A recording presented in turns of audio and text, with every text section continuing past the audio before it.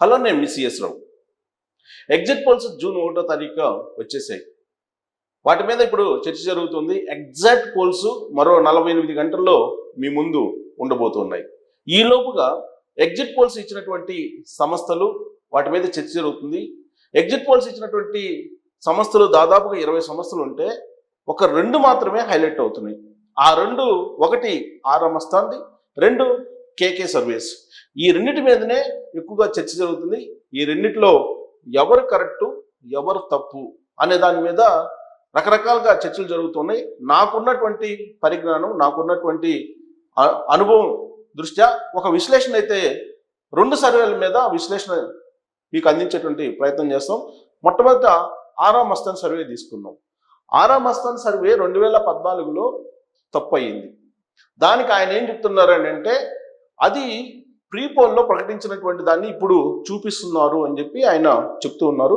2014లో నాకు తెలిసినంత వరకు ఆరామస్థాన్ ఇచ్చినటువంటి సర్వే బండ తప్పు, అది వాస్తవ ఫలితాలకి దూరంగా ఉంది అని చెప్పి చెప్పగలను. ఇక ఇప్పుడు ఇచ్చినటువంటి సర్వేలో చాలా సేఫ్ గేమ్ ఆరామస్థాన్ ఆడారు అని చెప్పి విశ్లేషణ చేసుకోవచ్చు. ఎలా అంటే, ఇక్కడ మనకు ఆంధ్రప్రదేశ్ అసెంబ్లీ ఎలక్షన్స్ 2024 ఆయన ఇచ్చినటువంటి ఎగ్జిట్ పోల్స్లో పార్టీ వైజ్ తీసుకుంటే కనుక వైఎస్ఆర్ కాంగ్రెస్ పార్టీకి 94 నుంచి 104 సీట్లు వచ్చే అవకాశం ఉందని చెప్తున్నారు. టీడీపీ కూటమికి 71 నుంచి 81 వచ్చేటువంటి అవకాశం ఉంది. సీట్ల పరంగా ఇచ్చారు. అయితే ఇక్కడ ఎగ్జాక్ట్గా ఆరామస్థాన్ ఆడినటువంటి మైండ్ గేమ్ ఏంటనేది నేను మీకు ఎక్స్ప్లెయిన్ చేస్తాను. సీట్ల పరంగా ఇచ్చారు, చాలా క్లారిటీగా ఇచ్చారు. 94 to 104 అని, 71 to 81 టీడీపీ కూటమికి అని ఇచ్చారు. అయితే దాని కింద ఓట్లు షేర్ ఇచ్చేసి ఆయన బుక్ అయిపోయారు.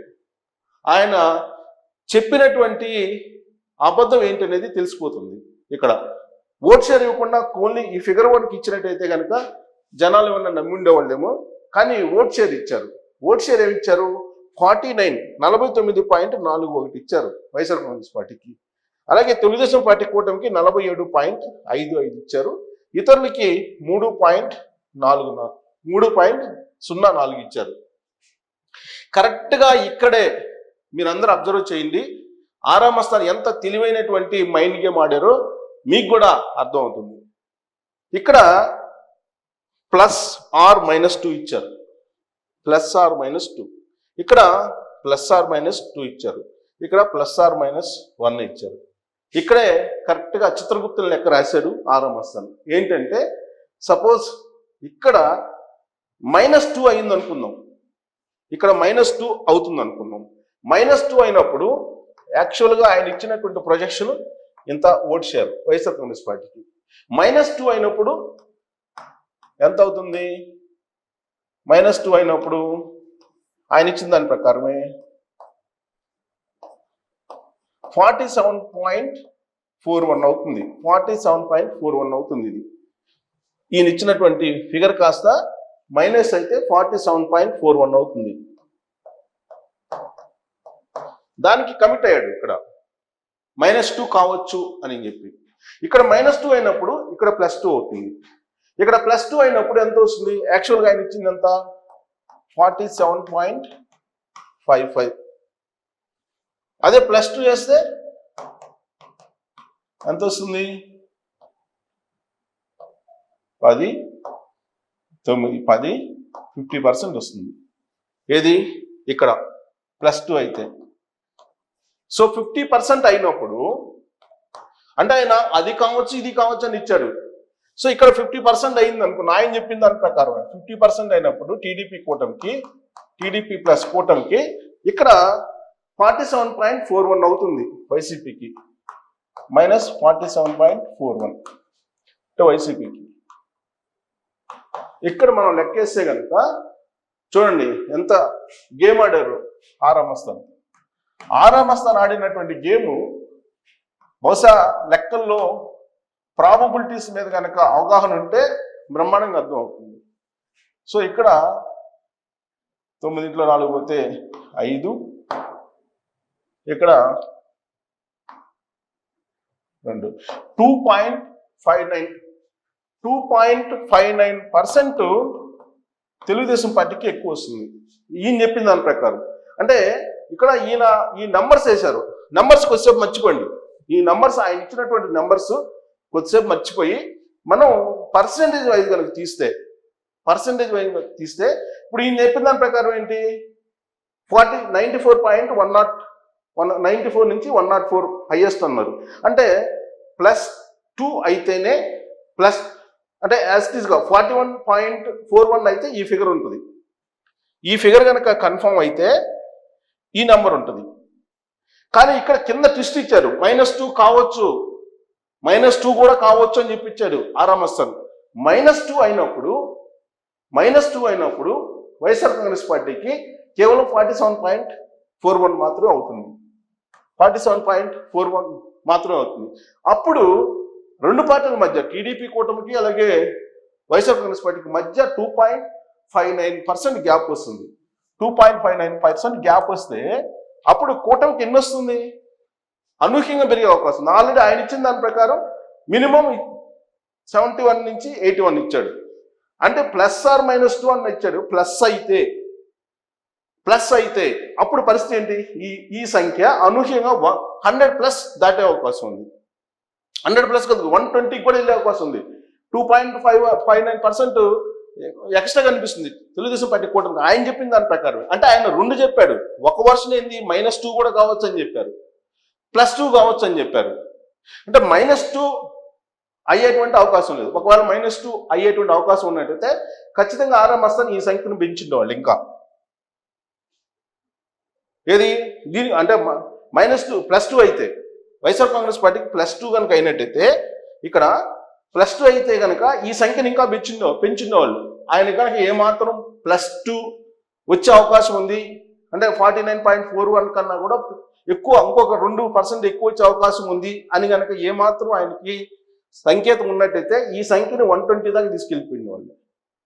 కానీ మైనసే ఉండే అవకాశం ఉంది. ఎందుకనంటే ఎందుకనంటే సుమారుగా 50% ఉందండి 2019లో వైఎస్ఆర్ కాంగ్రెస్ పార్టీకి. 2019లో 50% ఉంది వైఎస్ఆర్ కాంగ్రెస్ పార్టీకి. సో 5 సంవత్సరాల పీరియడ్లో జగన్మోహన్ రెడ్డి కావాల్సినంత నెగిటివ్ సంపాదించుకున్నారు. దీంట్లో ఎలాంటి సందేహం లేదు.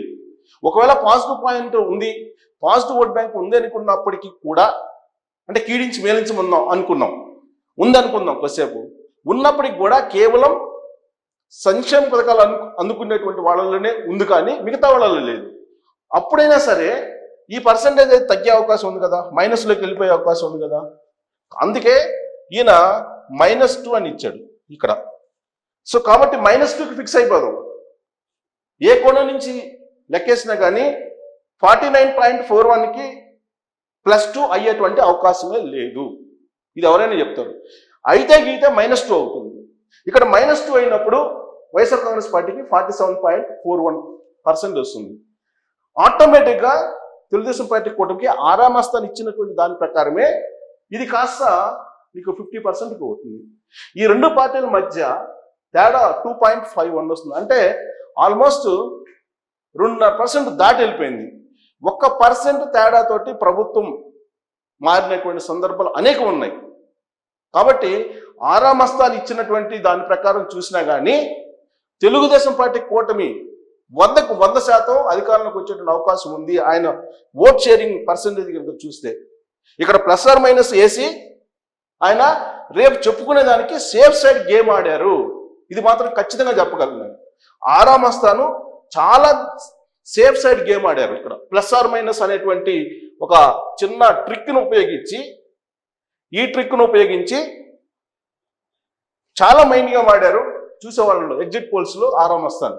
సో ఇంకోటి 2014 ఎన్నికల్లో ఆయన ఇచ్చినటువంటి ఎగ్జిట్ పోల్ తప్పు. ఆ తర్వాత ఇచ్చిన 1-2 సందర్భాల్లో కరెక్ట్ కావచ్చు, దానికి కాదనలా, ఆయన్ని తప్పు పట్టాల్సిన అవసరం లేదు.